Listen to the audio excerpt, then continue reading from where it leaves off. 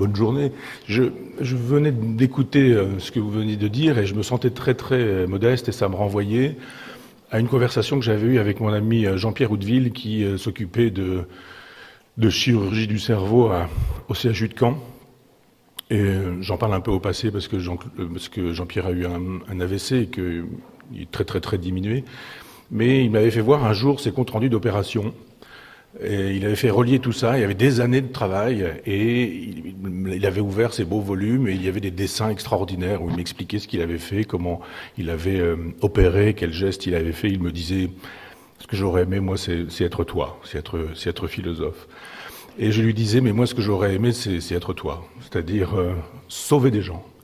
Il me dit, oui, mais toi, tu sauves des âmes et c'est autre chose, c'est mieux. Enfin, il me disait des choses gentilles, mais je me souvenais quand même que tout ça me le montrait. Toutes ces archives me le montraient qu'il avait effectivement sauvé des gens et que ça, c'est quand même quelque chose d'extraordinaire. Donc, j'ai pour vos métiers, d'une certaine manière, parce que j'inclus les personnels soignants, les infirmiers, les infirmières, les médecins, les chirurgiens, etc. J'ai un grand respect.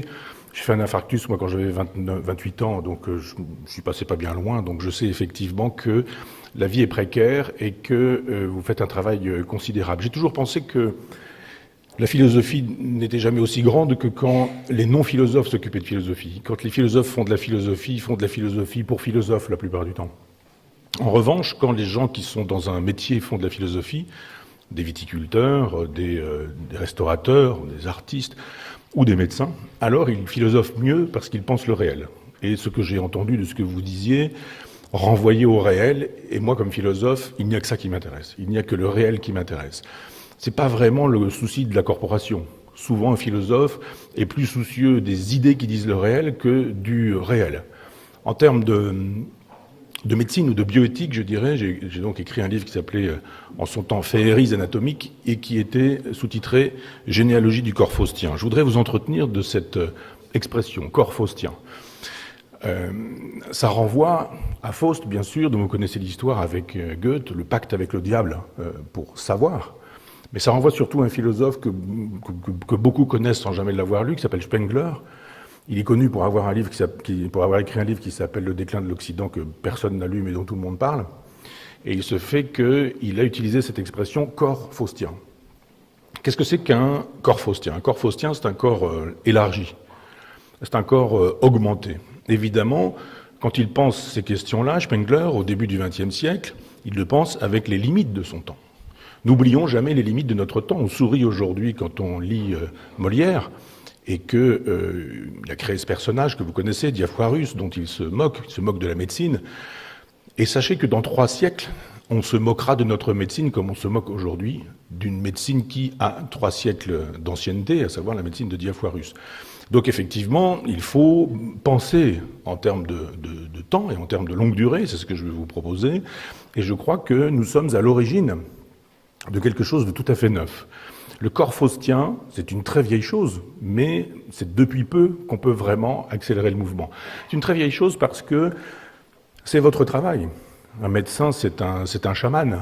Depuis très longtemps, depuis toujours, pour ce qu'on en sait, évidemment, il n'y a pas de traces dans les civilisations non écrites, c'est ce qui les définit, mais on a découvert dans des grottes préhistoriques des traces de trépanation. Donc on trépanait à l'époque préhistorique, c'est-à-dire qu'il y avait des médecins, des chirurgiens, des gens qui faisaient un geste chirurgical et qui pénétraient dans le cerveau, qui étaient capables de je ne sais pas quoi faire, on ne sait pas exactement, mais assez probablement de mélanger la fonction du prêtre, la fonction du chaman, la fonction du médecin, bien sûr, la fonction du religieux, la fonction de celui qui soigne, qui guérit ou qui, du moins, apporte un réconfort. On le sait, et vous le savez mieux que moi, l'effet placebo, on dit qu'il est 30% des effets du soin. Donc il suffit déjà d'être psychanalyste, médecin, soignant, etc., pour arriver en disant « moi je sais, moi je peux », pour déjà, d'une certaine manière, soigner. Nous ne savons pas grand-chose du corps parce que notre corps n'est pas faustien. Il est pour l'instant judéo-chrétien. C'est-à-dire que quand on a notre corps, quand vous avez votre corps et quand vous travaillez sur un corps, la plupart du temps c'est un corps judéo-chrétien. Qu'est-ce que c'est qu'un corps judéo-chrétien? C'est un corps qui a été fabriqué par une civilisation. C'est mal porté aujourd'hui de parler de judéo-christianisme, c'est mal porté aussi de parler de civilisation, ce serait pas bien. Si on parle de civilisation, on parle de guerre de civilisation. Si on parle de guerre de civilisation, on défend l'Occident chrétien contre l'islam. Si on défend tout ça, c'est qu'on est islamophobe. Si on est islamophobe, c'est qu'on est nazi. Si on est nazi, c'est qu'on défend Adolf Hitler. Vous connaissez la logique médiatique aujourd'hui. Donc on a des difficultés à penser en termes de longue durée. Et le judéo-christianisme oblige à ce que nous pensions en termes de longue durée. Ce corps que vous avez d'une certaine manière entre les mains, il a été fabriqué par 20 siècles d'une pensée dont je dis qu'elle est judéo-chrétienne. Je vais vite, vous me réinviterez si vous voulez que je donne des détails, mais je vais vite, je ne veux pas froisser ceux qui croient, ceux qui sont catholiques, qui sont pratiquants, mais j'ai une hypothèse qui est que, je ne suis pas le seul à l'avoir, hein, c'est une hypothèse qu'on appelle mythiste. Jésus n'a jamais existé historiquement. Et Jésus, c'est un prophète dont les Juifs disaient qu'il viendrait et dont les chrétiens ont dit qu'il était venu. Les Juifs disent, un jour le prophète viendra, il fera ceci, il sera cela, il se comportera comme ceci, il se comportera comme cela. Et puis vous avez une toute petite secte qui, elle, dit un jour, Jésus, enfin le prophète n'est pas à venir, il est déjà venu. Il est venu et il a dit ceci, il a fait cela, il s'est comporté comme ceci, il s'est comporté comme cela. Et on a fabriqué Jésus qui n'a pas d'existence historique. Et puis par la suite, on a cristallisé sur Jésus des histoires. Marie, Joseph, le bœuf, l'âne, les rois mages, Gaspard, Melchior, Balthazar, vous connaissez l'histoire, c'est l'histoire sainte qu'on nous a racontée comme ça, et ça s'est cristallisé pendant des siècles. Donc Jésus, c'est lui-même, hein, on va dire zéro de notre ère. Et Constantin, qui est un empereur du début du IVe siècle, lui décide qu'il va donner de la chair à ce concept. Et donc, on trouve, comme par hasard, la croix, les épines, le lieu où il a été crucifié, on retrouve plein de choses. C'est sa mère, qui s'appelle Hélène, qui fait tout ce voyage en Palestine et qui invente toute la chair qu'on va mettre autour de Jésus. Donc je n'entre pas dans le détail, juste pour dire que ce Jésus-là, c'est celui dont on nous dit qu'il faut l'imiter, du verbe imiter. On a été éduqué dans le christianisme. Si on ne l'a pas été, on vit dans une civilisation qui est chrétienne et qui est absolument imbibée, imprégnée de ce genre de choses. Jésus, c'est donc un concept. C'est donc un corps incorporel. C'est donc un corps qui n'a pas de corps. Jésus, quand il mange, dans le Nouveau Testament, ne mange que du symbole. Il mange du pain, parce que c'est le levain de l'Église qui va venir. Il boit du vin, parce que ça annonce le sang qui va couler. Et puis il mange du poisson, parce que en grec, ictus c'est Christos, il y a une homophonie, il y a un sens dans l'audition qui est à peu près semblable. Et donc à chaque fois, Jésus ne mange que ça. Si c'était un homme, si ça avait été un homme, il aurait mangé des loukoums. Il aurait mangé ce qu'on mangeait à l'époque. Il aurait mangé du mouton grillé. Il aurait mangé tout ce qu'un Palestinien de l'époque mange. Or, dans le Nouveau Testament, il n'y a trace que de nourriture symbolique. Jésus n'a pas de sexualité. Jésus n'est pas connu pour avoir eu une petite amie. On fait savoir qu'il a pu aimer Marie-Madeleine, mais on ne sait pas jusqu'où c'est allé, mais sûrement pas jusqu'à la consommation de l'acte sexuel. Il ne l'a pas connu bibliquement, on dira. Il se fait qu'il ne rit pas non plus, Jésus. Il n'y a pas de rire de Jésus. Il n'y a pas de défécation. Il n'y a rien de ce qui montre que le corps est un corps chez Jésus. Et puis Jésus devient le Christ, c'est-à-dire qu'on le crucifie. Et puis vous connaissez l'histoire, la couronne d'épines, la lance dans le flanc, le sang qui sort, et puis une mort. Et puis une résurrection avec une invisibilité par la suite. Et on nous dit, Jésus c'est ça, c'est le corps d'un ange, et puis en même temps c'est le corps d'un mort. Les jésuites avaient cette formule perinde ac cadaver, c'est-à-dire ressemble à un cadavre, et d'une certaine manière, le christianisme pendant 20 siècles nous a dit, il faut ressembler à des cadavres. Pas de corps, pas de désir, pas de passion, pas de pulsion, pas de sexualité. Rien comme sexualité, rien du tout, ce serait idéal, nous dit saint Paul. Mais on ne peut pas faire comme ça dans l'idéal et dans l'absolu, on est dans le relatif, donc la sexualité c'est uniquement pour procréer. Pour le reste, c'est négatif, c'est pas bien la sexualité, ça vous vaudra le péché, l'enfer, la damnation, etc. Ça c'est ce qu'on nous invite à imiter, nous les hommes. Vous les femmes, c'est presque pire, on vous demande d'être vierge et mère, les deux en même temps. Parce que Marie est vierge, mais elle est enceinte. Et puis elle accouche au bout de 9 mois. C'est pas quelque chose de symbolique, elle aurait pu accoucher le lendemain. On n'est pas contre un peu de mystère dans le Nouveau Testament, donc elle aurait très bien pu accoucher illico de Jésus. Non, pas du tout. Dans les textes, il est dit qu'elle accouche au bout de 9 mois. Pas 12, Pas 2 ou 3, non, 9. C'est-à-dire, on dit qu'il y a aussi une incarnation de ce côté-là. Et donc, on nous dit, voilà, le corps chrétien, c'est ça. Pour les hommes, l'imitation d'un ange, sans sexe. L'imitation d'un mort, sans sexe aussi. Et puis pour les femmes, l'imitation d'une vierge, sans sexe aussi, mais qui tâchera quand même de faire des enfants. C'est ça le corps judéo-chrétien. C'est-à-dire, c'est un corps qui n'existe pas. C'est un corps idéalisé. C'est une fiction.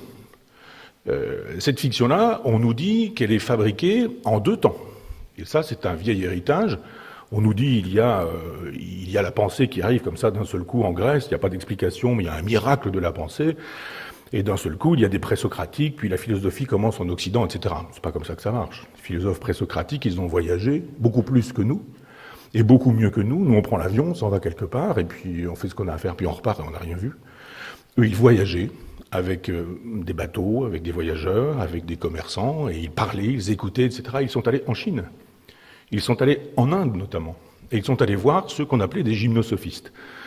Les gymnosophistes sont des sages nus. C'est-à-dire, quand vous y allez aujourd'hui en Inde, vous allez à Bénarès et vous les verrez, ce sont ce qu'on appelle des sadhus, des parfaits, qui sont nus et qui sont dans le Gange.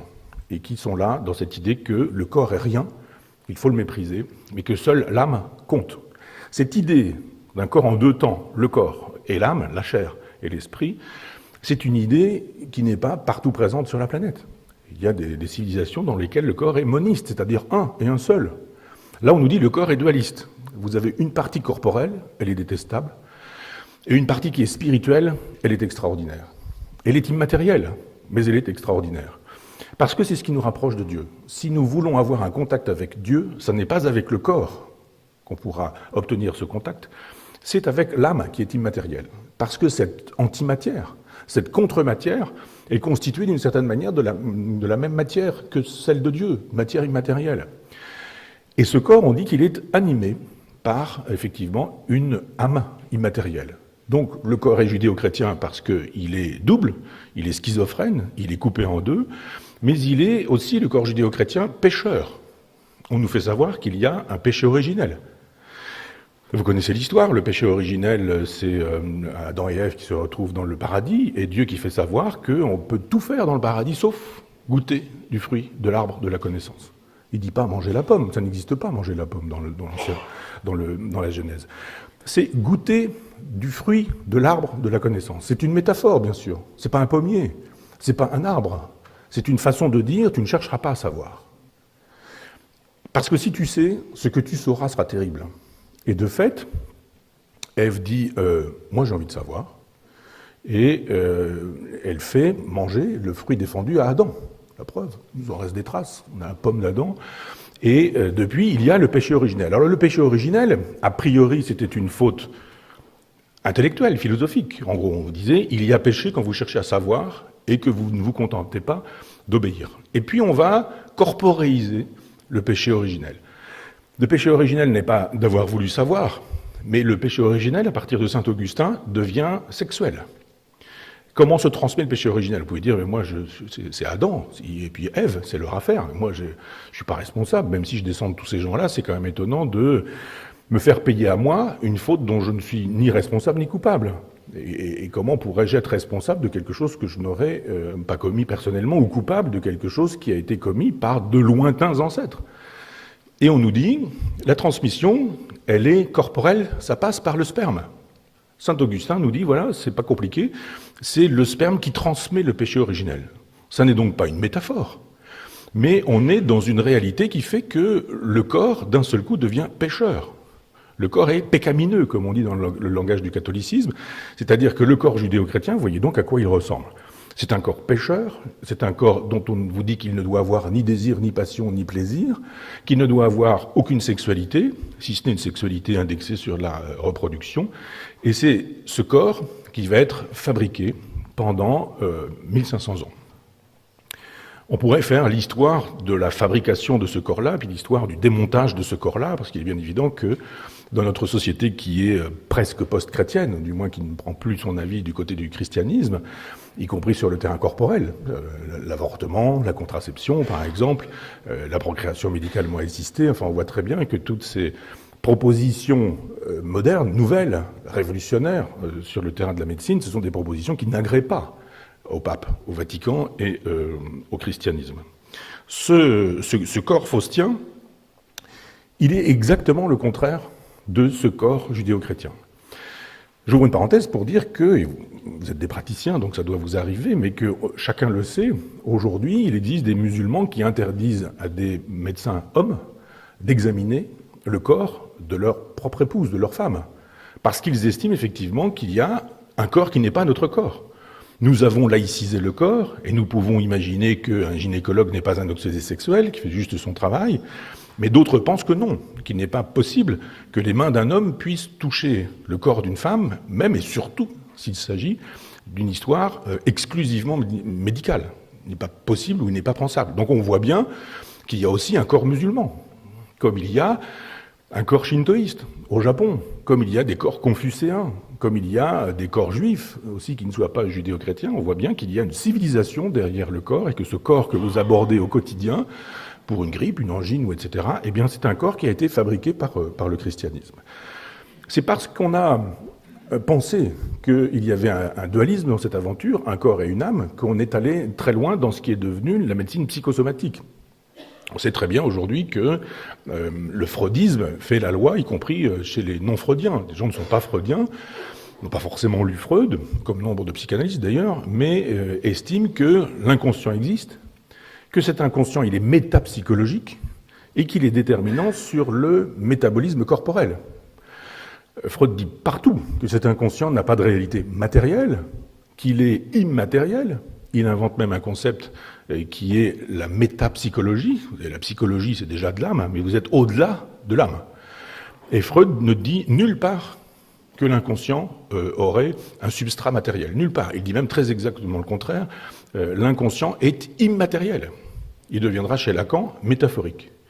Il se fait que, aujourd'hui, quand je dis nous sommes dans une logique de corps judéo-chrétien, il y a le péché, il y a sa sexualisation par saint Augustin, mais il y a aussi l'idée que, avec Freud, on a fabriqué ce corps dont on dit qu'il est porteur d'un inconscient qui, peu ou prou, joue le rôle que jouait jadis l'âme. Combien de gens estiment aujourd'hui que si on a un problème d'angine, eh bien, ça a quelque chose à voir avec le fait qu'on a du mal à s'exprimer, que quelque chose nous est resté en travers de la gorge, que si on fait un infarctus, c'est parce qu'on a des problèmes de cœur, mais on a des problèmes parce qu'on aime 3 femmes en même temps et qu'on ne sait pas trop régler le problème, et d'un seul coup, comme par hasard, on ferait un infarctus. J'ai même eu une amie un jour qui est partie à la retraite, institutrice, et qui s'est mise à boiter, elle avait un problème à son genou, et elle s'est mise à dire « Oui, mais c'est normal, genou, J-E, trait d'union, nous ». Mon problème, c'est moi et les autres. Je pars à la retraite, donc c'est ma relation à autrui qui est problématique avec ce genou. Voilà pourquoi j'ai un problème de genou. Donc effectivement, la médecine dont on dit qu'elle est psychosomatique, elle fait quand même un peu songer à celle de Molière. On est dans des vraies logiques de Diafoirus dans cette configuration-là. Il existe un système neurovégétatif dont on ne parle pas. Il y a des médecins pour tout, pour toutes les parties du corps, mais ce système neurovégétatif n'a pas son médecin. Et il y a une espèce d'invisibilité, qui est quand même quelque chose d'assez extraordinaire. Si vous avez un problème d'œil, vous avez l'ophtalmo, si vous avez un problème de peau, vous avez le dermato, si vous avez un problème de cœur, vous avez le cardiologue, etc., vous avez même le proctologue. Tous les lieux du corps ont leurs spécialistes, et ce système neurovégétatif qui rend possible l'homéostasie du corps, c'est-à-dire qui fait que le corps est ce qu'il est, et pas autre chose, qui fait que le corps survit, que le corps s'effondre, que le corps disparaît, que le corps vieillit, que le corps souffre, etc., etc., il n'a pas son spécialiste. Parce que nous avons des médecins formés par le judéo-christianisme, par l'esprit du judéo-christianisme, et formés aussi par l'esprit du freudisme. Plutôt que de dire il y a quelque chose à voir de ce côté-là, parce que l'essentiel s'y joue, on préfère dire ça n'existe pas. Pas vu, pas pris. On ne sait pas comment ça marche, c'est là, mais on n'en a pas le souci. Or, il faudrait repenser dans des catégories qui sont des catégories presque post-occidentales. Je m'explique du moins. Il y a en France une façon de faire de la philosophie qui n'est pas du tout la même que dans les pays anglo-saxons et encore moins aux États-Unis. En France, on a des débats sur des idées. La République, majuscule. Liberté, égalité et fraternité, majuscule. Et tous les gens qui aiment la liberté l'adorent tant que c'est la leur. Si c'est la liberté des autres, ils aiment beaucoup moins. La fraternité, ils sont pour, mais avec les gens qui pensent comme eux. S'il s'agit d'être fraternel avec les gens qui ne sont pas comme nous, c'est quand même là que ça commence, la fraternité, avec les gens qui ne nous ressemblent pas, sinon il n'y a pas d'obligation à aimer ceux qu'on aime naturellement, eh bien on voit effectivement qu'il y a des problèmes. Parce que nous sommes dans une logique idéaliste. Nous vénérons beaucoup plus les idées que la réalité. J'ouvre une parenthèse sur Michel Foucault, dont vous connaissez le travail sur l'histoire de la folie. Foucault n'a jamais rencontré un fou. Peut-être lui, c'était autre chose, mais il y a effectivement, autobiographiquement parlant, des choses à dire sur la folie de Michel Foucault. Mais qu'est-ce qu'il a fait, Foucault? Il a travaillé sur les archives qui disaient la folie. Et ça, c'est très français. C'est-à-dire qu'on fait un livre, une grosse thèse très épaisse sur la folie, sur l'histoire de la folie, mais on ne s'intéresse pas à la folie, on s'intéresse aux archives qui disent la folie. Mais tout n'est pas dans les archives, tout n'est pas dans les textes. C'est pas parce que ça n'a pas été écrit que ça n'a pas eu lieu. Ce qui a eu lieu mais qui n'a pas été écrit, si ça n'a pas eu de témoin, ça a existé tout de même. Donc effectivement, quand il y a témoignage, qu'il y a quelque chose d'écrit, c'est que peut-être déjà il y avait motif à retenir ce qu'on a consigné par écrit.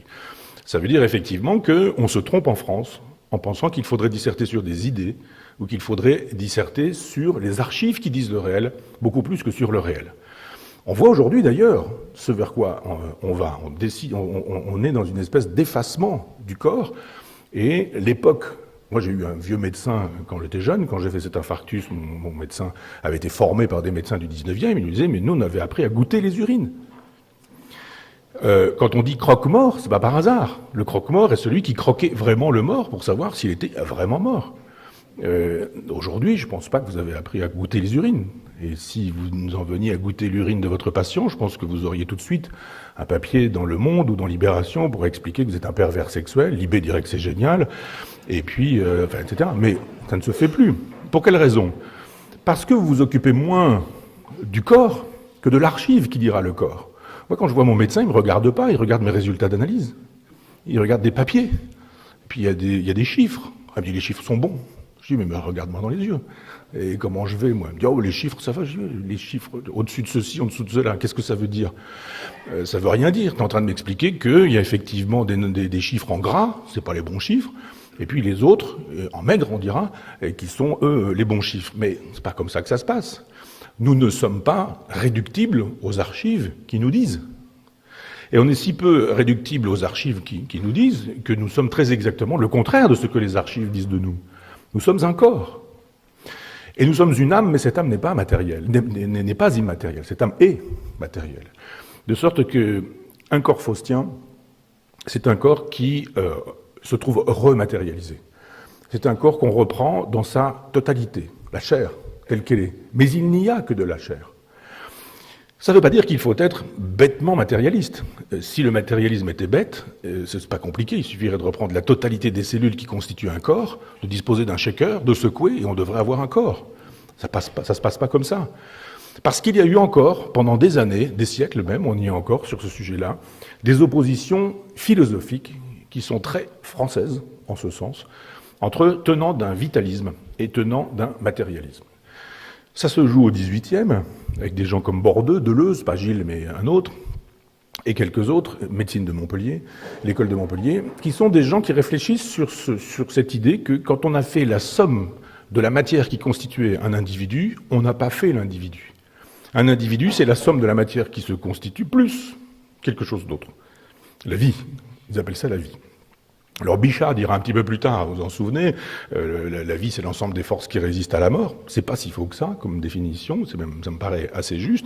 Mais il se fait que, effectivement, les vitalistes ont dit la vie existe et elle n'est pas réductible à la matière qui la constitue. Sans matière, pas de vie, mais la vie c'est autre chose que la somme des matières ou des atomes qui constituent la matière. Et puis en face, on avait une école plutôt mécaniste, la Métrie, au XVIIIe siècle, qui écrit L'Homme-Machine, qui a lu Descartes. C'est un cartésianisme qui se manifeste dans le travail de la Métrie. Et la Métrie dit il n'y a que de la matière. Et Diderot dirait diversement modifiée. C'est-à-dire qu'il y a une matière, et cette diversification multiple fait que, eh bien, elle va donner un organe plutôt qu'un autre. Diderot, par exemple, dit il n'y a pas 5 sens. Il y a un sens qui est le toucher. Et ce sens qui est le toucher, il va se modifier parce qu'on touche les sons avec l'oreille.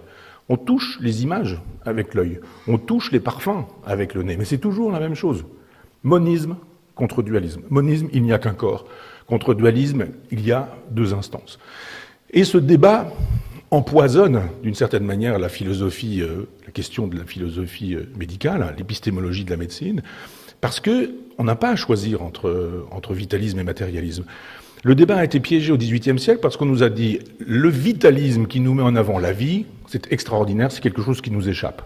Les catholiques se sont engouffrés dans cette affaire. Les catholiques étaient vitalistes. Les matérialistes nous disent qu'il n'y a pas d'âme. Ou s'il y a une âme, elle est exclusivement matérielle. Les matérialistes se sont engouffrés dans l'affaire. Et ils sont souvent, sinon athées, du moins déistes, donc plutôt anticatholiques. Et on est resté sur ça. On est resté sur ce schéma, vitalisme d'un côté, et ça fait l'affaire de la droite, pour aller vite, de la droite catholique, contre matérialisme, qui ferait l'affaire plutôt de la gauche matérialiste, athée, déiste ou laïque. Il faut repenser ces deux concepts-là, en se disant qu'il faut en finir avec un corps schizophrénique, au sens étymologique, c'est-à-dire un corps coupé en deux. Il n'y a pas de corps coupé en deux. Le corps, c'est de l'âme, et l'âme, c'est du corps. Spinoza disait au XVIIe siècle que l'âme, c'est ce qui enveloppe le corps.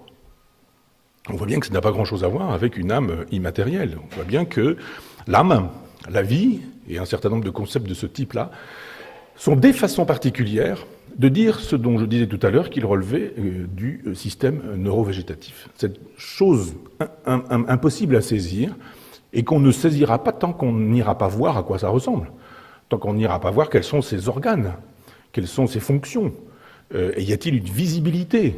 C'est pas organiser la visibilité du système neurovégétatif tout en sachant qu'il existe et qu'il produit des effets. C'est un petit peu comme Dieu, on sait qu'il produit des effets, mais on ne le voit jamais. Et pourtant, il est. Et il me semble que si on veut en finir avec le corps judéo-chrétien, il faut aller voir de ce côté-là, c'est-à-dire un vitalisme qui n'oublie pas le matérialisme, un matérialisme qui n'oublie pas le vitalisme, et qui soit susceptible d'aller voir ce qui, dans le corps, fait le corps. Parce qu'assez probablement, on pourra résoudre à ce moment-là la question de l'effet placebo, qui n'est pas rien. Le fait d'aller chez le médecin, le fait déjà d'avoir obtenu rendez-vous chez le médecin. On va pas bien, on appelle le médecin qui dit « je vais passer », ça va mieux. Il s'est déjà passé quelque chose parce que la parole soigne. C'est vieux comme le monde. C'est pas Freud en fait commerce, avec toute la bimbeloterie qui est la sienne, mais c'est aussi vieux que Socrate. Il y a un philosophe sophiste. Sophistes à l'époque sont des gens qui enseignent, qui se font payer pour donner des leçons, parce ils viennent du peuple et ils sont des gens modestes, donc ils ont besoin de vivre, c'est pas du tout par vénalité. Et Antiphon d'Athènes dit dès cette époque-là qu'on peut soigner par le verbe. On peut aussi tuer par le verbe.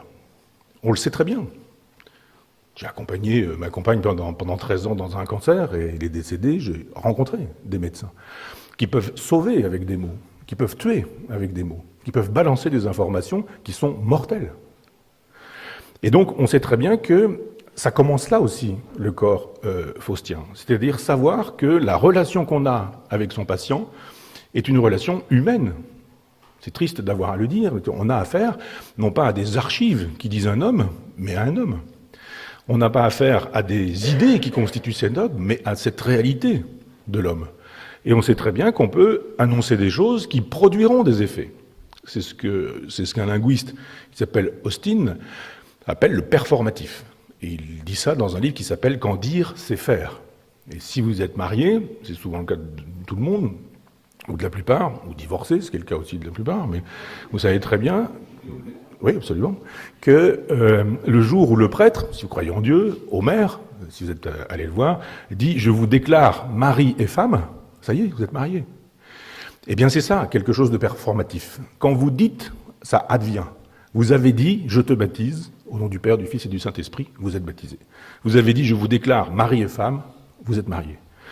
Je vous déclare démarié, vous êtes divorcé, etc., vous êtes divorcé. Eh bien, vous êtes, tous nous le sommes, hein, bien sûr, mais vous, en tant que médecin, vous êtes les maîtres du performatif.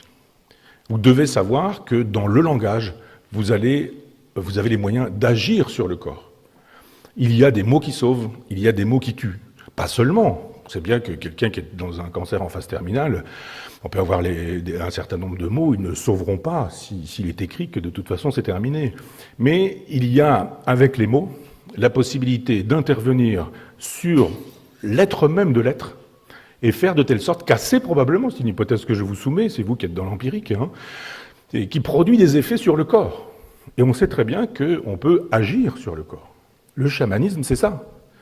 Quand vous avez dit que vous pouvez faire ceci, ou faire cela, etc., vous avez rendu possible la possibilité, même, chez le personnage à qui vous aurez dit ce genre de choses. Donc ne jamais oublier ce qu'est la médecine, et elle a été très bien définie par un médecin qui était aussi un agrégé de philosophie, Georges Canguilhem, qui a aussi réfléchi sur la question du vitalisme. Et Canguilhem, qui a été un médecin, praticien et un agrégé de philosophie, disait « La médecine est un art au carrefour de plusieurs sciences. » Un art au carrefour de plusieurs sciences. Donc la science, c'est bien, mais n'oubliez pas l'art. La science, c'est une chose, effectivement, on peut très bien se cacher derrière la science, on peut très bien se cacher derrière les chiffres, on peut très bien se cacher derrière des radios, des documents, des archives qui disent l'être. Et quand on n'aura le souci que de l'archive qui dit l'être, on n'aura pas le souci de l'être. On sait très bien donc qu'on peut faire l'essentiel de son travail, non pas dans la partie la médecine est un art au carrefour de plusieurs sciences, donc dans la partie du moins carrefour de plusieurs sciences, mais dans la série art. Art, c'est deux choses. C'est une technique, l'ars, à l'origine, étymologiquement. Donc c'est l'art de faire des sabots, c'est l'art de construire une maison, c'est l'art de l'artisan, c'est celui qui est capable de fabriquer. Puis par la suite, c'est devenu effectivement l'œuvre d'art, avec la signature. La signature est tardive dans l'art. On a plein d'œuvres qui ne sont pas signées. Les cathédrales ne le sont pas. Et il y a un moment, effectivement, où on a la signature et où on a la naissance de l'artiste. L'artiste, c'est un voyant. Et c'est un voyant au sens de Rimbaud. Je vous renvoie au poème de Rimbaud, où il parle, ça s'appelle la lettre au voyant, c'est une lettre qu'il envoie à son professeur, et où il explique, et je le crois, que les artistes sont des gens qui ont un temps d'avance, une vision d'avance. Les musiciens entendent le bruit que fera le monde quelque temps plus tard. Les poètes versifient le monde tel qu'il apparaîtra quelque temps plus tard. Les romanciers voient le monde ici et maintenant tel qu'il sera bientôt. On renvoie à Houellebecq et par exemple à son dernier livre. Il y a chez les artistes cette hypersensibilité qui a plus à voir avec le système neurovégétatif qu'avec la raison raisonnable et raisonnante. C'est de l'intuition. Ce vieux médecin que j'ai eu et qui a diagnostiqué un infarctus alors que j'avais mangé une omelette aux champignons la veille, il aurait pu dire « Ah bah, vous avez une jolie diarrhée à cause des champignons, et puis voilà, puis le soir j'étais mort ». Lui, il me disait « Mais moi j'ai soigné longtemps avec les odeurs ». Il me dit « Mais je rentrais dans une pièce, je sentais la pathologie. J'avais à peine besoin d'ausculter, je savais déjà plein de choses.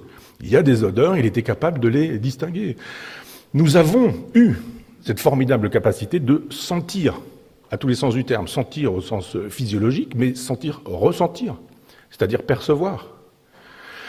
Vous le savez, nous avons une possibilité de percevoir de manière olfactive, et bien ce qui nous permet de percevoir, si nous le mettons sur une surface, ça occupe la tête d'une épingle. Si vous faites la même chose avec un chien, ça occupe une surface de terrain de football. C'est-à-dire effectivement que vous pouvez ajouter un tout petit peu plus, 2 fois l'épingle si vous voulez, ce sera le double, ce ne sera pas beaucoup par rapport au chien, mais vous aurez des gens qui seront capables de sentir, donc de ressentir. J'ai un ami chirurgien qui a fait une thèse de philo en chirurgie et qui me disait de temps en temps, quand on fait le geste chirurgical, eh bien c'est délimité, et puis quand on fait le geste, eh bien on va un peu au-delà, on déborde. Et il me dit, on déborde. Et puis il me dit, on ne sait pas pourquoi on le fait, on a l'impression qu'on commet une erreur. Il me dit, bon, c'est pas très grave, voilà. Et puis après, sur les radios, on s'aperçoit que ça n'est pas une erreur. On a très précisément enlevé ce qu'il fallait enlever aussi, mais qu'on n'avait pas vu, mais qui avait été ressenti.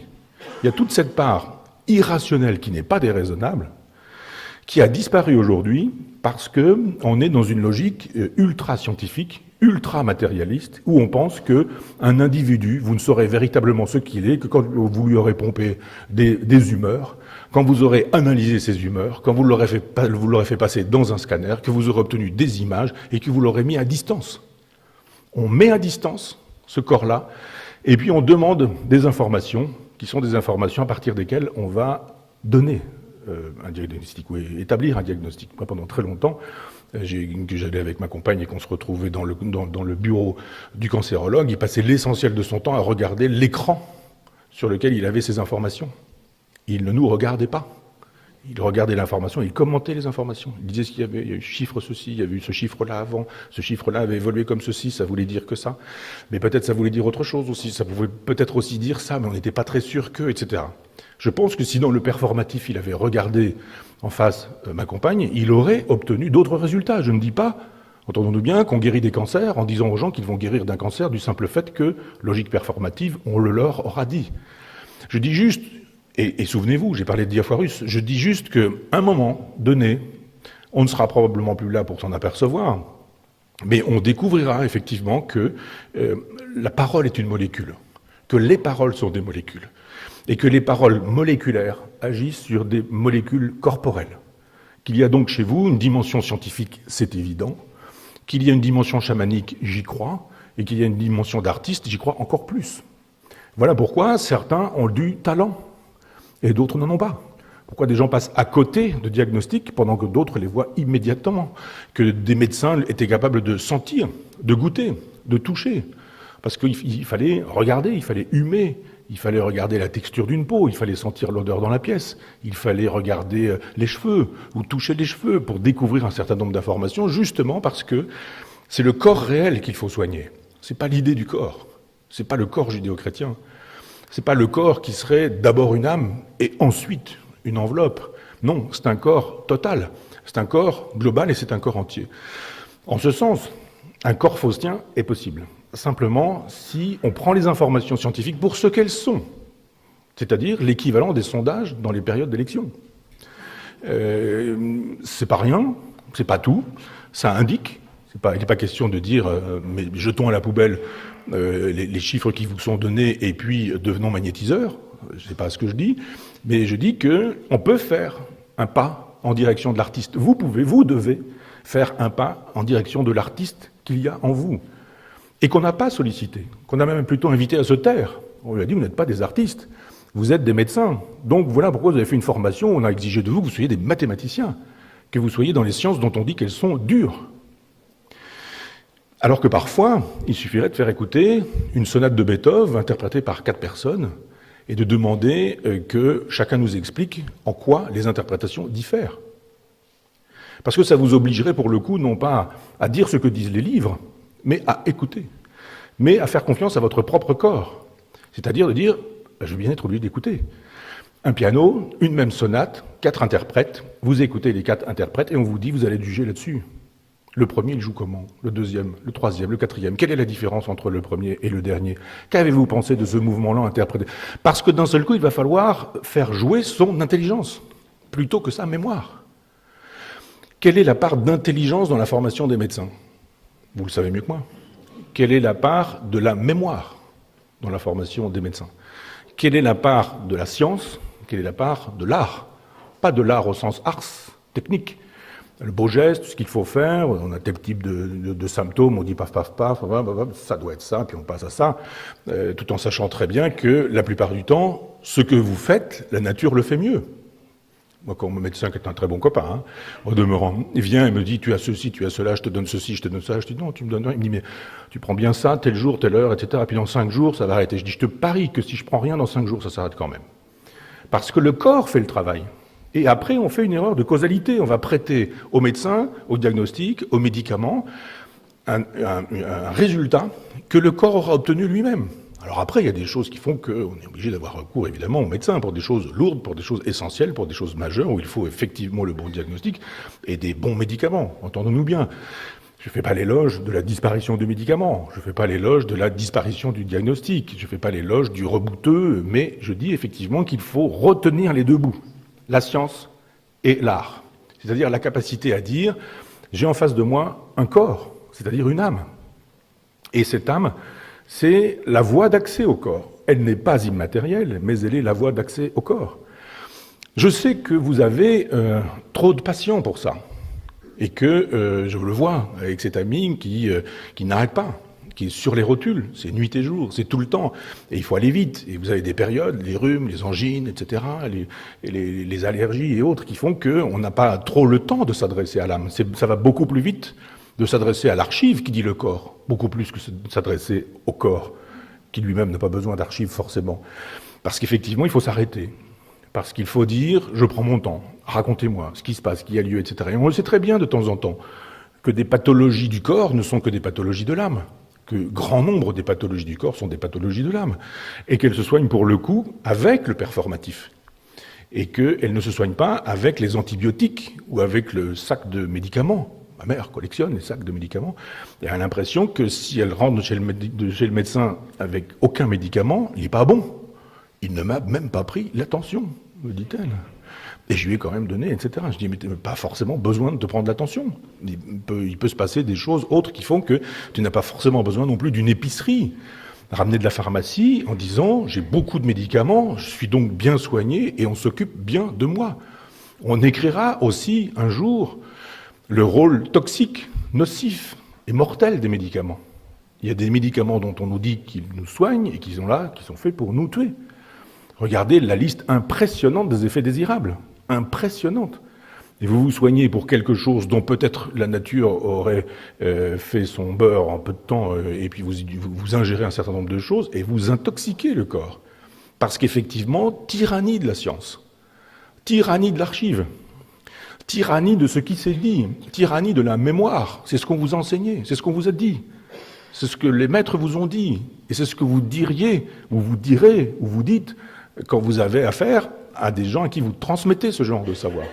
Vous n'allez pas transmettre un autre savoir parce qu'il est difficile de transmettre des techniques qui supposent le savoir empirique, la sagesse empirique. Comment transmettons 30 ans d'expérience de médecin? Comment est-ce que ça se transmet? On transmet une clientèle, on transmet des savoir-faire, on transmet un certain nombre de trucs.